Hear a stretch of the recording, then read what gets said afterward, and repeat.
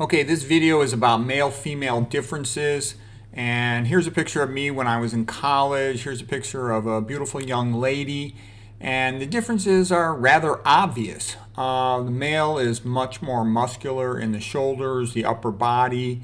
He's sort of narrow in the hips. She's got bigger hips for being able to deliver a baby. She's got small shoulders. Typical female is about as strong as a boy in 6th grade, maybe 7th grade at the most. Once he reaches puberty, his testosterone goes up about tenfold, and the boy becomes much stronger than a girl. So women can't do much physically in terms of upper body strength, and they don't like anything where there's upper body strength, physical competition in general, because they're going to lose at that, okay? They're real good at talking, so they like talking, okay? The male has more physical strength, so he can go, farther away from home base to forage, to defend the group when they have to fight with an outside group.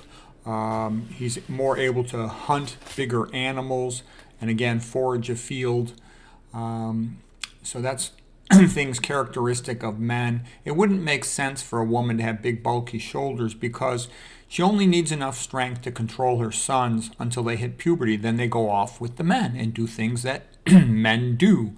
Adolescence is a much smaller thing in a primitive like hunter-gatherer society than it is in the modern world where there's all this high school and college type stuff. Okay, the fact that she's got a narrow waist indicates that she's not pregnant. So it's a signal to him that it's worth his time to mate with her because she'll probably be able to generate a baby. Men in general, they're hesitant to approach a woman in a romantic way because, she might have a boyfriend, a husband, or brother that's going to kick his butt. So he's not going to waste his time if she's got a big belly. Because a big belly in the past, it meant that she was pregnant, therefore he couldn't have a baby with her, or she was a grandma. So that's why I think men have very little attraction to fat women. It just is like turns their brain off that she can't have a baby with them. Okay. She's got a big butt, big hips because she carries omega-3 fats there. It's an energy efficient area for carrying those omega-3 fats. Okay.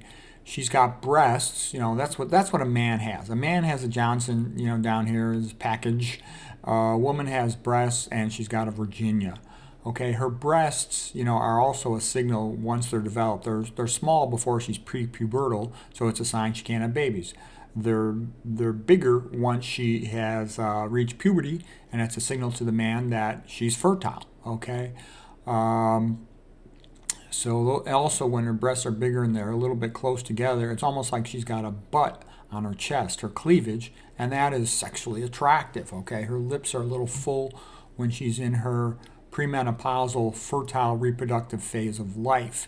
But she's got a narrow window of fertility. Her fertility starts to diminish, by the time she's 30 or so and keeps going down and down, whereas he can have babies from the beginning of puberty up until his death, okay? He can have them all through. In the Western world, men have a high incidence of becoming impotent because the high-fat diets plug up their arteries. More than 50% of men are impotent in their 50s because of the Western diet, okay? But where they don't eat a Western diet, they eat low-fat, plant-based diets without oils, the men keep their fertility much longer. The Johnson keeps working, okay? We're going to talk a little bit also about the brain of men versus women. Okay. Couple things. The premenopausal woman has a much bigger pituitary. Here's the pituitary gland in a man, and it is pretty much like the central crossroads of the brain. Is the hypothalamus is this area right in here, the floor of the third ventricle. So here's the lateral ventricles, here's the third ventricle, and then the floor of the third ventricle and the side walls are called the hypothalamus. They connect to the pituitary. The male pituitary is quite small. It's kind of small, has a flat top. That's a key thing. By the way, one of the things I do is I work as a neuroradiologist, so I look at brains all the time, and I can tell you the number one thing, the obvious difference between a premenopausal female and a man is that the woman has a big pituitary. Typically, the woman's pituitary is convex upward, so the top margin projects upward. Usually it's even a little bigger than this. And this would be like a typical difference in a male-female pituitary of a similar age. Let's say they were both 30 years of age. Female pituitary would often be a little bigger than this, gets even bigger during pregnancy, whereas the male pituitary is kind of small. Okay, and that's because a female has a menstrual cycle. That's because females can have babies. Okay, but that's also part of why females are more emotional and their personality can vary during the month. Okay, and she can have that time of the month where she's kind of a grouch for no reason, PMS, etc. So that's the only big distinction. You'll hear different articles saying, well, I heard the parietal lobe's bigger or smaller in this group, or the corpus callosum's bigger or smaller in this group, or some other minor difference. But I can tell you from looking at a lot of brains, the only obvious thing when you look at a brain is a big pituitary in a female. All the other stuff, too, once you look at it more closely, you'll hear this study showed this, but it's contradicted by this study. So the big pituitary, that's what stands out. That's a major thing that is for real. Okay, in terms of IQ testing, in general, men used to have an average IQ of about 5 points higher than women, but I doubt that's true anymore because men have so much more childhood, sort of brain damage diseases like autism, attention deficit, dyslexia, all of that stuff, which lowers their academic and cognitive performance. Nowadays, there's more and more females in college and graduate school than there used to be, partly because women are encouraged to pursue more and more education. I think one of the goals of that is to prevent the high IQ women from having babies. The longer a woman stays in school, the fewer children she has, or even she'll not have any children. I know lots of female doctors, they never had any children. And I believe that there is a powerful movement to try to get the more intelligent women to not have babies. And that's part of this whole cultural thing about saying, housewives are losers, homemakers are losers, you can have a career, etc. But when they get older, typically a woman will realize, her family is a million times more important than her so-called career. But anyways, that's one thing too. It's also the case that more geniuses are men. And part of being a genius is sort of sacrificing much of your social life. A woman is less likely to be willing to sacrifice her social life. Jordan Peterson has talked about this, like in law firms. He worked with a lot of lawyers. A male lawyer, 35 years of age, he doesn't give a rat's ass. He'll work 7 days a week, 12 hours a day. He wants to rise in the firm, become rich, be high status. Okay, whereas a woman's going to say, it isn't worth it. I want to have a child. I don't want to work 7 days a week, 12 hours a day. I'm going to cut back on my hours. Okay, it's just, for her, it doesn't make as much sense. Okay, men, we talked about the big shoulders. Men are, in general, on average, taller, heavier, stronger, faster, have more body hair. Woman tends to have more fat, more estrogen hormone. Estrogen hormone is a fat storage hormone. It tells her body to store some fat. The baby might need that for energy because historically, biologically, the woman's body is designed to be able to get pregnant and to carry a baby for 9 months and to have a baby, then to nurse the baby, and then to raise the baby and supervise the baby. Typically, let's say before women could control the reproduction in the modern world with birth control pills and contraception, she would be having 10 or more kids. It'd be routine for her to have 15 kids. Okay, on average, she would nurse her kids like about 3 years. So, that was typical in the Victorian age in England for a woman to have 10 babies and to nurse them, for average of 3 years, 2 to 4 years. Okay.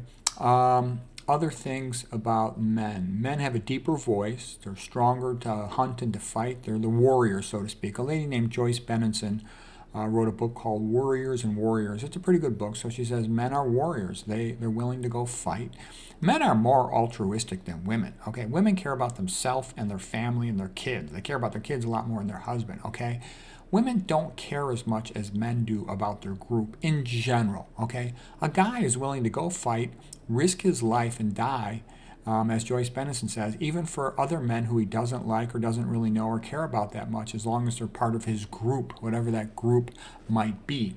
Whereas she said for a female, it doesn't make sense for her to risk her life because typically a woman's been popping out babies ever since she hit puberty. And if she, let's say she's around 20 years of age, if she dies, then probably all of her babies will die, okay? And she won't be able to have any babies in the future. So it'll be a loss for their entire group in terms of ability to produce babies. Whereas if a man dies, some other man can impregnate the females that he would have impregnated. So the group does not lose its reproductive capacity. Okay? So from an evolutionary biology point of view of risk of extinction, men are much more expendable. And that's, sad to say, but it is true. Okay? And female, like I said, she's smaller body weight, so you don't have to have as much food to feed her. And, it would be a waste of size to make her bigger when the risk for our ancestors typically was starvation. Okay. Again, like I said, her big butt and thighs are to carry omega-3 fats for the baby. It's energetically efficient to carry it down there by the hips. Why do women live longer? Well, for a couple of reasons. One of them is that they have better immune system to fight infections, but that comes at a price. They also get about 80% of autoimmune diseases. Another reason in the Western world is because a female menstruates. When she menstruates, she loses red blood cells, and that lowers her blood hematocrit, meaning the percentage of blood that is due to red blood cells. Most blood cells are red blood cells, over 99%. So what I'm saying is by having a lower hematocrit, a lower percent of cells in the blood, that makes her blood thinner, more like water. This thinner, lower viscosity blood lowers her blood pressure. And remember, blood pressure is the most common cause of atherosclerosis because it damages arterial walls. So what I'm basically saying here is because she menstruates and has thus lower hematocrits, less RBCs, red blood cells in the blood, she gets less hypertension and therefore she gets less atherosclerosis and therefore she lives longer. Okay. The other joke is, why do women live longer? Because they're not married to women. Okay, so that's the joke psychologically. It's also part of the reason, depending on how you calculate lifespan, men take a lot more risk. As we said, men are willing to go fight in a very altruistic way and risk their life. Men also take more risks when they're seeking status. I can remember when I was young, it was guys who wanted to be like Evel Knievel and they would ride their bicycles off of jump ramps.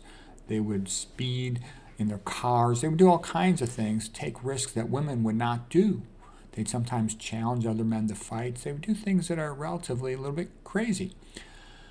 Okay, as far as personality, a female has intrinsic value in a social setting just because she's a female. Okay, because she's a female and her body can make a baby and carry a baby, she's got value to the group because of fertility. Okay, she also has value to the group because of her beauty.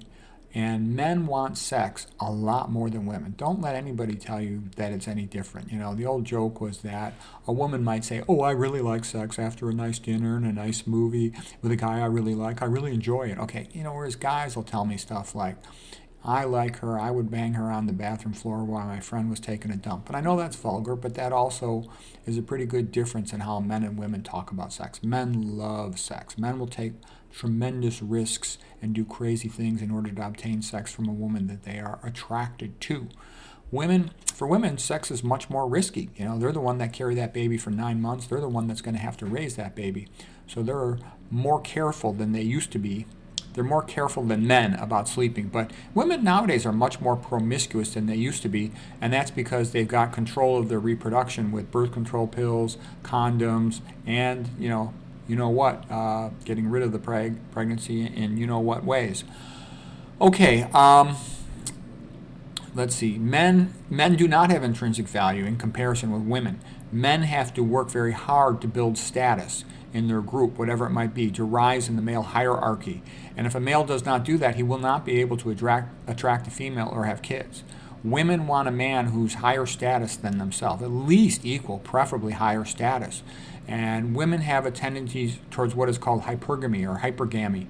She wants to date and marry up. She wants a guy who's more successful than her, better looking than her, all kinds of things.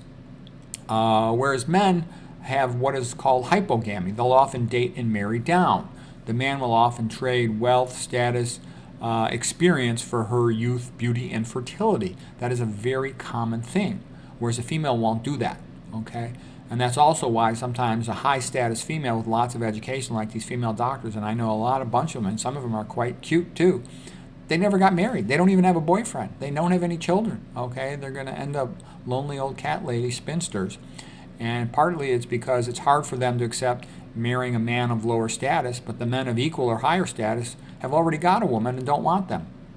Okay, whereas female often pursue hypergamy, and that's partly why the modern divorce system, which rewards them for divorcing, enables a woman to behave very badly and constantly keep on trying to marry up and basically use her sexual attractiveness as a lottery ticket.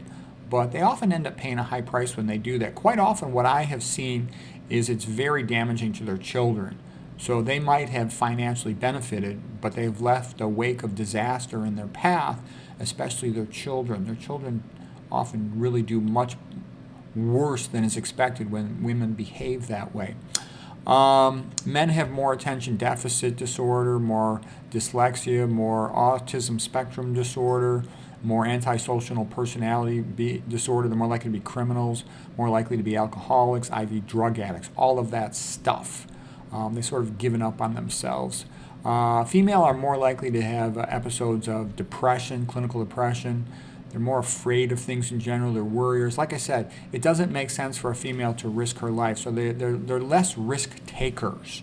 Male personality in general is more aloof, more detached. Men like things like machines better than women do. They love working on a car engine, working on a computer, taking it apart, putting it together. Some people say men live for things, women live for people. A decent man is usually going to be honest, and he pretty much has to be, because men do things with other men. They play sports, they hunt, they fight, and a guy has to be honest and competent and do his job. Otherwise, the other men will ostracize him or beat the shit out of him. So he has to play ball with those are the rules. Whereas the woman, she can get away with a lot more lying and sneakiness than a man can. Because if a man's a liar, then he's kind of worthless to the other men if he's unreliable. And don't get me wrong, some men, they are big-time liars in a certain context. And I've met some male doctors who are total liars and scumbags. But in general, I can tell you in my entire life, for example, my father never once lied to me. I've never lied to my kids. I've never felt a reason to. Okay? My mother, she would never tell a bad lie, but she would often stretch the truth a little bit when it was convenient for her on stupid little things. Like she said, I'll give you a ride to your friend's house at 3 o'clock. And then 3 o'clock comes around, she's like, oh no, I have to go somewhere. And I'm like, Ma, you promised me a ride to my friend's house. She's like, bad promise is better not kept. I'm like, what kind of a BS answer is that? And sometimes something came up and she's busy, but all I'm saying is, and I've seen women say things like my wife. She came from a communist country in her childhood, and she said, in a communist country, you have to lie all day long to survive. It's normal. And I'm like, it's not normal. Like, that's not normal. That's not acceptable. That's not good. Other things I've seen much more, like I said, because the man has to get status or he's not going to get laid, he's never going to be able to reproduce or attract a woman, men tend to be much more intense about competitiveness. A lot of women are pretty smart and can do very well in school. Like I said, I've known 3 females. One of them was my girlfriend, who were all second in their medical school class. But none of them had any ambition that I could see other than to get a nice job, be competent at their job, and make money. Whereas men, I've seen intense motivation. They want to be the most published author in their field. I always wanted to be a great doctor, and there's something driving me inside, pushing and pushing and pushing that I really couldn't control. It just wanted to achieve. Females in general, our ancestors hung out at home base, foraging locally, caring for the kids, and they have to get along with the other females. In general, females get along with other females to have allies, and they need other females to support them if a male is sexually harassing them. 1 or 2 females can't fight off a man, but you get 5 or 6 of them, they can fight off a man who would be harassing their girlfriend. Okay. Also, if their man goes out hunting and he dies while hunting or fighting or something like that, they need the other women to feed them, because they're too busy with all their babies until their man arrives back, or they get a new man. Okay, so women will tend to form allegiances in that sense. Men will form allegiance with their buddies who they hunt together with, they fight together with, or whatever, but they're not as immediate. Like if you criticize one woman, you get all these women supporting her. Okay, even if she doesn't deserve it at all. like some recently divorced female whose name I'm not going to specifically mention here. Whereas men, they don't really care. They're more, like I said, detached, aloof, not going to get involved. Okay, so anyways, that's all I've got for male-female differences today. Hope that was interesting and useful.